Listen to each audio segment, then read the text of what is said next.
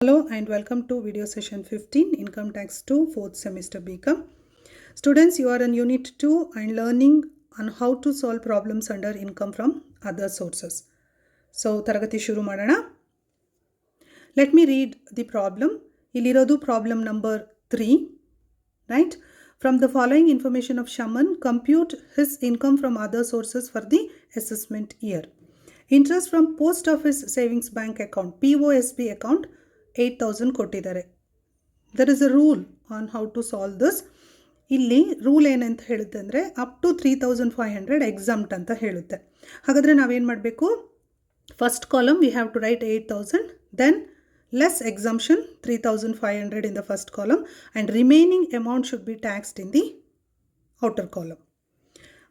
By chance ಇಲ್ಲೇನಾದರೂ 8,000 ಬದಲು 2,000 ಇದ್ದಿದ್ರೆ ನಾವು ಎಕ್ಸಾಮ್ಟ್ ಅಂತ ಬರಿತಾ ಇದ್ವಿ, ಯಾಕಂದರೆ ಅಪ್ ಟು 3,500 ಎಕ್ಸಾಮ್ಟ್ ಇದೆ. ಬಟ್ ಇಲ್ಲೇನಿದೆ 8,000 ಇದೆ. So 8,000 minus 3,000 remaining amount you write in the last column.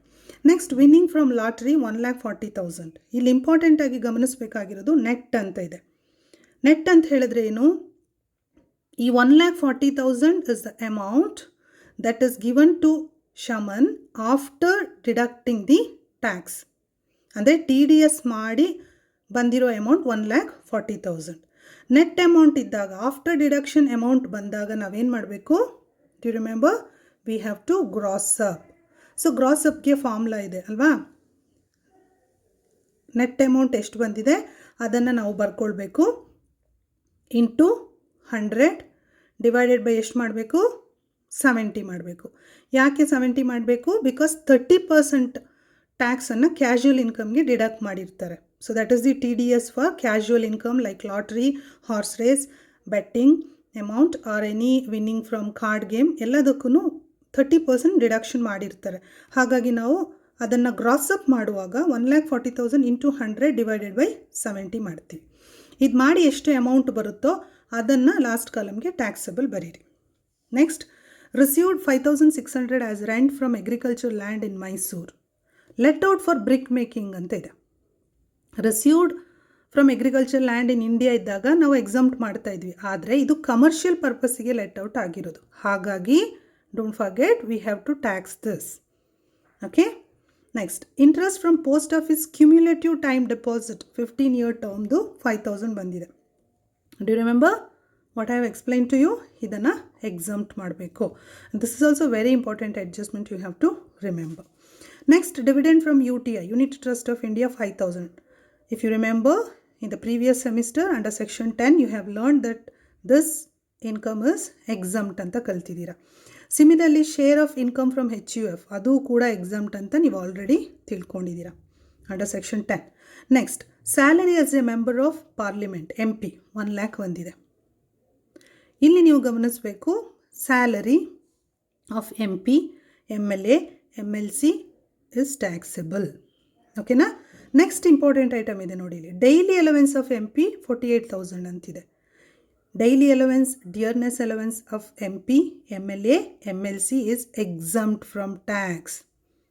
This is the difference between the two. Salary ಇದ್ದಾಗ ಟ್ಯಾಕ್ಸ್ ಮಾಡಿ, ಅದೇ daily allowance of MP, MLA, MLC ಇದ್ದಾಗ ಎಕ್ಸಮ್ಟ್ ಮಾಡಬೇಕು. Okay. Next, dividend on equity shares 5,000. Indian ಕಂಪನಿಯ foreign company ಅಂತ ಗೊತ್ತಿಲ್ಲ. So we will assume that this is Indian company. Indian company dividend ಇದ್ದಾಗ ಏನು ಮಾಡಬೇಕು? Exempt. Royalty from text book 50,000. He claims the following deductions. 3 ಡಿಡಕ್ಷನ್ಸನ್ನು claim ಮಾಡಿದ್ದಾರೆ. Royalty from text book ಏನು amount ಇದೆ ಅದು ಟ್ಯಾಕ್ಸಬಲ್ ಅಂತ ಗೊತ್ತು, but eligible expenses can be deducted under section 57. ಅದು ಆ್ಯಕ್ಚುಲಿ ಅಂಡರ್ ಸೆಕ್ಷನ್ 57ಅಲ್ಲಿ ಈ ಎಕ್ಸಾಮ್ಷನನ್ನು ಕೊಡ್ತೀವಿ. ಅಂದರೆ 50,000ಇಂದ books purchased worth 2,000 rupees, telephone charges 4,000, clerk salary 10,000 inner ಕಾಲಮಲ್ಲಿ ಡಿಡಕ್ಟ್ ಮಾಡಿ ರಿಮೈನಿಂಗ್ ಅಮೌಂಟನ್ನು ಲಾಸ್ಟ್ ಕಾಲಮ್ಗೆ ಟ್ಯಾಕ್ಸಬಲ್ ಅಂತ ಬರೀರಿ. ಆ್ಯಕ್ಚುಲಿ ನಾವು ಎಲ್ಲ income from other sources entry ಮಾಡಿ ಕೊನೆಗೆ ಅದನ್ನು ಟೋಟಲ್ ಮಾಡಿ ಅದಾದಮೇಲೆ ಸೆಕ್ಷನ್ 57 ಡಿಡಕ್ಷನ್ಸನ್ನು ಬರೀಬೇಕು. ನೀವೆಲ್ಲಾದರೂ ಮಿಸ್ ಮಾಡಿಬಿಟ್ರೆ ಕೊನೆಗೆ ಬರೆಯುವಾಗ ಅಂತ ಹೇಳೋ ಕಾರಣಕ್ಕಾಗಿ ನಾನು ಪ್ರಾಬ್ಲಮಲ್ಲಿ ಅಲ್ಲಲ್ಲೇ ಅದನ್ನು ಎಕ್ಸಾಮ್ಷನ್ ಕೊಡೋದನ್ನು ಹೇಳ್ಕೊಟ್ಟಿದ್ದೀನಿ. But rule is actually at the end we have to do the deductions. Anyhow will just solve like this. Next, gift received on the occasion of marriage ಎಷ್ಟು 60,000. If you remember, in the previous semester we have learnt that this is exempt from tax. ತನ್ನ ಮದುವೆಯಲ್ಲಿ ಪಡ್ಕೊಂಡಿರುವಂತಹ gift ಏನಿದೆ ಅದು exempt from tax. ಇನ್ಯಾವುದೆಲ್ಲ exempt ಇದೆ ನೆನಪಿದೆಯಾ? ಗಿಫ್ಟಿಗೆ ಸಂಬಂಧಪಟ್ಟ ಹಾಗೆ gift received from parents, gift received from relatives, ಸಂಬಂಧಿಕರಿಂದ ಪಡೆದಂತಹ ಗಿಫ್ಟ್ ಎಲ್ಲವೂ ಕೂಡ ಎಕ್ಸಮ್ಟ್ ಆಗುತ್ತೆ. ಹಾಗಾದರೆ ಗಿಫ್ಟಲ್ಲಿ ಯಾವುದು ಟ್ಯಾಕ್ಸ್ ಆಗುತ್ತೆ? Gift received from friends, gift received from non relatives, ಸಂಬಂಧಿಕರಲ್ಲದವರಿಂದ ಗಿಫ್ಟನ್ನು ತೊಗೊಂಡ್ರೆ 50,000ಕ್ಕಿಂತ ಜಾಸ್ತಿ ಇದ್ದರೆ ಟ್ಯಾಕ್ಸ್ ಆಗುತ್ತೆ ಪೂರ್ತಿ ಅಮೌಂಟ್. ಫಾರ್ ಎಕ್ಸಾಂಪಲ್ 80,000 ಸಿಕ್ಕಿದ್ರೆ 80,000 ಟ್ಯಾಕ್ಸ್ ಆಗುತ್ತೆ. ಅದೇ ನಾನ್ ರಿಲೇಟಿವ್ಸ್ ಅಥವಾ ಫ್ರೆಂಡ್ಸಿಂದ 40,000 ಗಿಫ್ಟ್ ಬಂದಿದ್ದರೆ ಅದು ಎಕ್ಸಮ್ಟ್ ಆಗುತ್ತೆ. ಮದುವೆಯಲ್ಲಿ ಫ್ರೆಂಡ್ಸಿಂದನೋ ರಿಲೇಟಿವ್ಸಿಂದನೋ ಪೇರೆಂಟ್ಸಿಂದನೋ ಯಾರ್ದಾದ್ರೂ ಇರಲಿ, ಸ್ವಂತ ಮದುವೆಯಲ್ಲಿ ಗಿಫ್ಟ್ ಬಂದಾಗ ಎಷ್ಟಾದರೂ ಅಮೌಂಟ್ ಇರಲಿ ಅದು ಎಕ್ಸಮ್ಟ್ ಫ್ರಮ್ ಟ್ಯಾಕ್ಸ್. ಇದು ಆಲ್ರೆಡಿ ಗೊತ್ತಿರೋದು, ಜಸ್ಟ್ ಇವಾಗ ಈ ಹೆಡ್ಡಲ್ಲಿ ಅದನ್ನು ಬರ್ಕೊಳ್ಬೇಕು ಅಷ್ಟೇ. Next, income from undisclosed sources. ಯಾವ ಸೋರ್ಸ್ ಅಂತ ಗೊತ್ತಿಲ್ಲ, ಎಲ್ಲೋ ಇನ್ಕಮ್ ಬಂದಿದೆ 50,000. You have already learned while solving the previous problems taxable ಅಂತ. Next, agriculture income from Canada. Canada ಅಂದರೆ ಫಾರಿನ್ ಕಂಟ್ರಿ ಅಗ್ರಿಕಲ್ಚರ್ ಲ್ಯಾಂಡ್ ಇದು. ಅದರಿಂದ ಬಂದಿರೋ ಇನ್ಕಮ್ ಏನಾಗುತ್ತೆ? ಟ್ಯಾಕ್ಸಬಲ್ ಆಗುತ್ತೆ. ರೈಟ್? ಸೊ ನೆಕ್ಸ್ಟ್ ಏನಿದೆ ನೋಡೋಣ.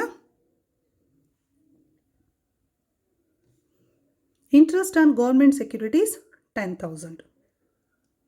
ಇಂಟ್ರೆಸ್ಟ್ ಆನ್ ಗೌರ್ಮೆಂಟ್ ಸೆಕ್ಯೂರಿಟೀಸ್ ಅಂತ ಇದ್ದಾಗ ಟ್ಯಾಕ್ಸ್ ಮಾಡಬೇಕು. ರೈಟ್? ಪ್ರೀವಿಯಸ್ ಪ್ರಾಬ್ಲಮಲ್ಲಿ ಕಲ್ತಿದ್ದೀರಾ. Interest on tax free securities of government of India. ಏನಿದೆ ಇಲ್ಲಿ? ಟ್ಯಾಕ್ಸ್ ಫ್ರೀ ಗೌರ್ಮೆಂಟ್ ಸೆಕ್ಯೂರಿಟಿ ಇದು ಅಲ್ವಾ? ಸೊ ಸೆಂಟ್ರಲ್ ಮತ್ತು ಸ್ಟೇಟ್ ಗೌರ್ಮೆಂಟ್ನ ಟ್ಯಾಕ್ಸ್ ಫ್ರೀ ಸೆಕ್ಯೂರಿಟೀಸ್ ಇದ್ದಾಗ ಏನಾಗುತ್ತೆ? It is fully exempt from tax. So exempt ಅಂತ ಬರೀಬೇಕು. ಸೊ ಇವೆರಡನ್ನು ನಾನು ಒಟ್ಟಿಗೆ ಕೊಟ್ಟಿದ್ದೀನಿ so that you can make the difference between the two. Interest on government securities ಅಂತ ಇದ್ದಾಗ ಅದು taxable. Interest and tax free securities ಅಂತ ಇದ್ದಾಗ ನಾವೇನು ಮಾಡ್ತೀವಿ? ಎಕ್ಸಮ್ಟ್ ಮಾಡ್ತೀವಿ. ಇಲ್ಲಿ ಲೆಸ್ ಟ್ಯಾಕ್ಸ್ ಅಂತ ನಾವು ಎಸ್ಯೂಮ್ ಮಾಡ್ಕೊಳ್ತೀವಿ. ಏನು ಕೊಟ್ಟಿಲ್ಲ ಅಂದರೆ ಲೆಸ್ ಟ್ಯಾಕ್ಸ್ ಅಂತ ಅಂದ್ಕೊಂಡು ಪೂರ್ತಿ ಟ್ಯಾಕ್ಸ್ ಮಾಡ್ತೀವಿ. ಓಕೆ? ಟ್ಯಾಕ್ಸ್ ಫ್ರೀ ಅಂತಿದ್ದಾಗ ಅದು ಗೌರ್ಮೆಂಟ್ ಸೆಕ್ಯೂರಿಟೀಸ್ ಆದಾಗ ಎಕ್ಸಮ್ಟ್ ಮಾಡಬೇಕು.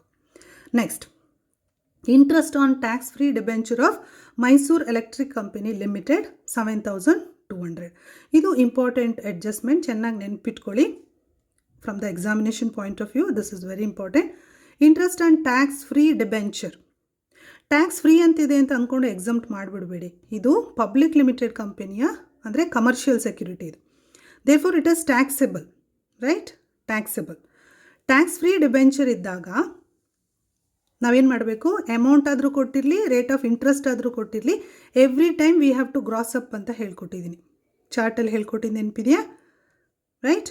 Interest and tax free debenture of public limited company ಇದ್ದಾಗ ಅಥವಾ ಕಮರ್ಷಿಯಲ್ ಸೆಕ್ಯೂರಿಟೀಸ್ ಅಂತ ಮೆನ್ಷನ್ ಆಗಿದ್ದಾಗ ನಾವು ಗ್ರಾಸ್ ಅಪ್ ಮಾಡಬೇಕು. ಸೊ ಇಂಟ್ರೆಸ್ಟ್ ಆನ್ ಸೆಕ್ಯೂರಿಟಿಗೆ TDS ಎಷ್ಟು ನೆನಪಿದೆಯಾ? 10%. ಈ ಲಾಟ್ರಿಗೆ 30% ಅಲ್ವಾ TDS, ಇದಕ್ಕೆ 10%. ಹಾಗಾದರೆ 10% TDS ಕಟ್ ಮಾಡಿ ನಮಗೆ ಬಂದಿರುವಂಥ ನೆಟ್ ಅಮೌಂಟ್ 7,200. ಬಟ್ ನಾವು ಇನ್ಕಮ್ ಫ್ರಮ್ ಅದರ್ ಸೋರ್ಸಲ್ಲಿ ನಾವು ಲಾಸ್ಟ್ ಕಾಲಮಲ್ಲಿ ಬರೀತಾ ಇರೋದು gross income.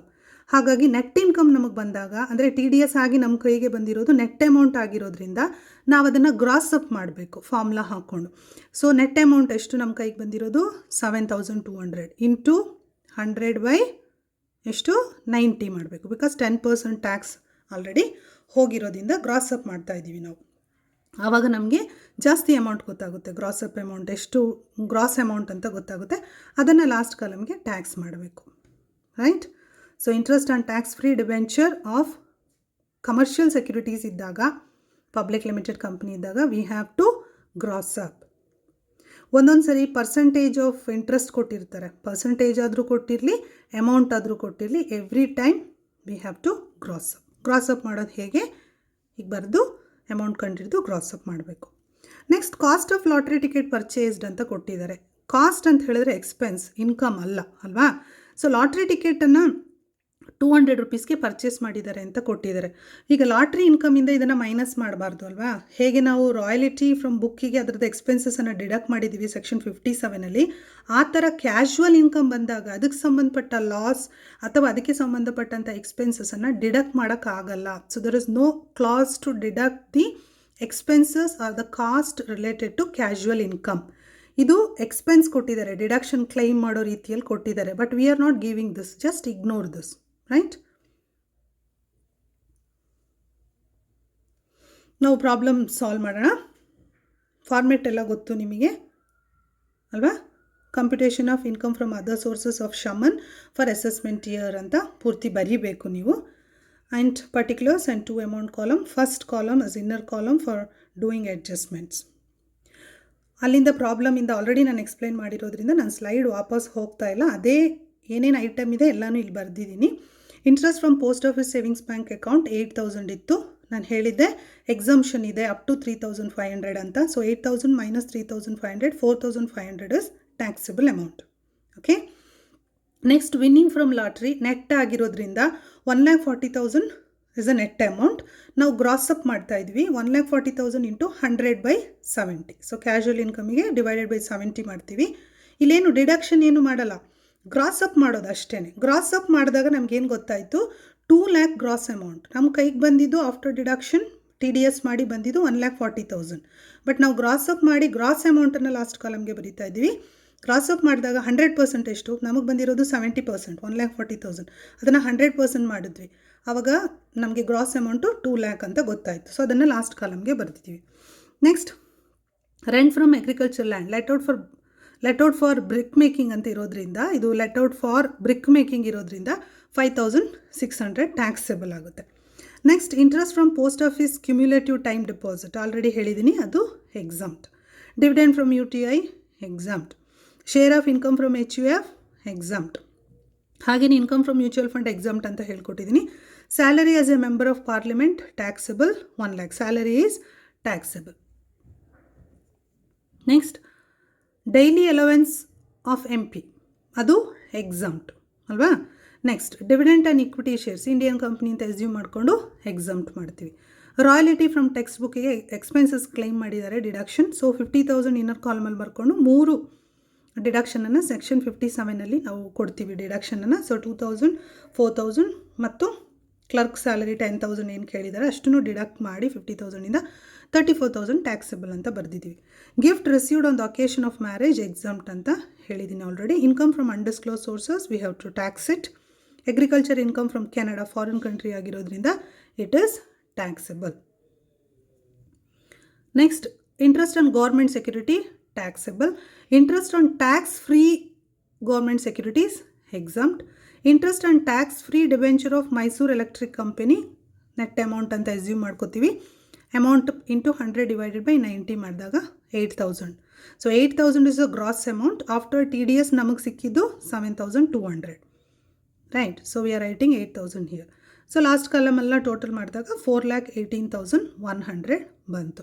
So this is the total taxable income from other sources. So ಅರ್ಥ ಆಗಿದೆ ಅಲ್ವಾ problem? You can go back to the video always and see previous ಸ್ಲೈಡಲ್ಲಿ ನಾನು ಏನು ಎಕ್ಸ್ಪ್ಲನೇಷನ್ ಕೊಟ್ಟಿದ್ದೀನಿ ಅಂತ ನೀವು ನೋಡ್ಬೋದು. And you can also refer to the study materials that I give you. So questions ಏನಾದರೂ, do you have any questions? Let us see. How will you treat tax free government securities? Tax free government ಸೆಕ್ಯೂರಿಟೀಸನ್ನು ಯಾವ ರೀತಿ consider ಮಾಡ್ತೀರಾ? How do you tax family pension received from the government? ನಿಮಗೆ ಇದು previous ಪ್ರಾಬ್ಲಮ್ಗೆ related. Just I am reminding you. Okay. How will you treat POSB, Post Office Savings Bank Account interest, if it is above 3,500? Below 3,500 ಇದ್ದರೆ exempt, above ಇದ್ದರೆ tax ಮಾಡಬೇಕು. Tax ಮಾಡೋದಕ್ಕೆ ಎಷ್ಟು amount ಇದೆಯೋ ಅದರಿಂದ 3,500 ಡಿಡಕ್ಟ್ ಮಾಡಿ ರಿಮೈನಿಂಗ್ ಅಮೌಂಟನ್ನು ಟ್ಯಾಕ್ಸ್ ಮಾಡಬೇಕು. Do you tax interest from post office cumulative time deposit of 15 years ಇದ್ದರೆ ಟ್ಯಾಕ್ಸ್ ಮಾಡ್ತೀರಾ? ಇಲ್ಲ ಅಲ್ವಾ? Exempt. Gift received during one's own marriage is taxable. It is exempt. Okay. If you know answer for these questions, let us solve the next problem. That is problem number 4, which you have to solve in your notes. Okay, na? Okay, let me read the problem and give you the hint on how to solve this. Income from agriculture land in Pakistan 5,000. Foreign country ಆಗಿರೋದ್ರಿಂದ it is taxable. Interest received bank FD 2,000 ಅಲ್ವಾ. ಬ್ಯಾಂಕ್ದು any commercial bank, if you receive any interest from fixed deposit etcetera, we have to tax it. Post office savings bank account 2500 ಇದೆ, so below 3500 ಇದೆ, last ಕಾಲಮ್ಗೆ exempt.